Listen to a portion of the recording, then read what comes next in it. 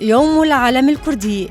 يحتفل الشعب الكردي في أجزاء كردستان والعلم بيوم العلم الكردي في 17 من كانون الأول ديسمبر من كل عام. في عام 2009 أعلن برلمان إقليم كردستان في يوم 17 من كانون الأول يوم العلم الوطني الكردي، منذ أن استخدم لأول مرة رسمياً من قبل جمهورية كردستان في 17 ديسمبر عام 1946. تم تقديم العلم الوطني لكردستان لأول مرة في مؤتمر باريس للسلام في عام 1920 من قبل القادة الأوائل للحركة القومية الكردية خويبون.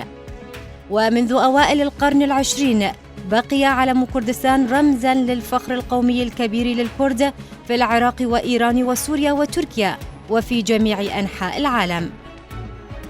تصميم علم كردستان. صمم العلم الكردي الحديث من قبل الدكتور مهرداد آزادي، ويتألف من خلفية ثلاثية الألوان وقرص شمسي موضوع مركزياً. ألوان العلم من الأعلى إلى الأسفل هي الأحمر والأبيض والأخضر.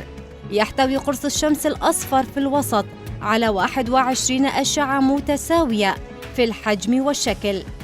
يحمل كل من شعار الشمس ورقم 21 أهمية دينية وثقافية في التقاليد الدينية الكردية اليزدانية.